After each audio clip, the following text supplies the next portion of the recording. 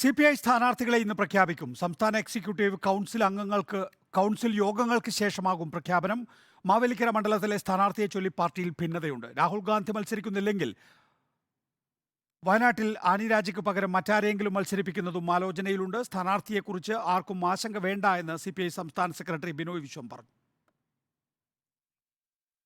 ഷിജിത്ത് വിശദാംശങ്ങളുമായി. ഷിജിത്ത്, മാവേലിക്കരയ്ക്ക് പുറമെ ഇപ്പോൾ വയനാട്ടിലും സ്ഥാനാർത്ഥി നിർണയത്തിൽ പുനരാലോചനയുണ്ടോ?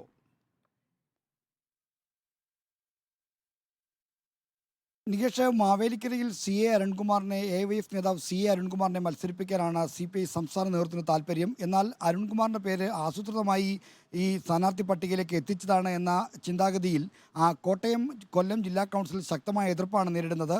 കോട്ടയം ജില്ലാ കൗൺസിലും കൊല്ലം ജില്ലാ കൗൺസിലും 3 അംഗ സ്ഥാനാർത്ഥി പട്ടിക സാധ്യതാ പട്ടിക നൽകിയപ്പോൾ അരുൺകുമാറിൻ്റെ പേര് ഉൾപ്പെടുത്താൻ കൂട്ടാക്കിയില്ല. ആലപ്പുഴയിൽ നിന്ന് മാത്രമാണ് അരുൺകുമാറിൻ്റെ പേര് വന്നിരിക്കുന്നത്. അതുകൊണ്ട് തന്നെ അരുൺകുമാറിനെ സ്ഥാനാർത്ഥിയാക്കുന്ന കാര്യത്തിൽ പാർട്ടിക്കകത്ത് നേരിയ തോതിൽ ഭിന്നതയുണ്ട് എന്ന കാര്യം ഏറെക്കുറെ വ്യക്തമായി കഴിഞ്ഞു. എന്തായാലും സംസ്ഥാന നേതൃത്വം എടുക്കുന്ന നിലപാടായിരിക്കും ഇക്കാര്യത്തിൽ നിർണായകമായി മാറാൻ പോകുന്നത്. വയനാട്ടിൽ രാഹുൽ ഗാന്ധി മത്സരിക്കുന്നില്ല എന്ന ഒരു വിവരമാണ് ഇപ്പോൾ പാർട്ടി നേതൃത്വം ലഭിച്ചിട്ടുള്ളത്.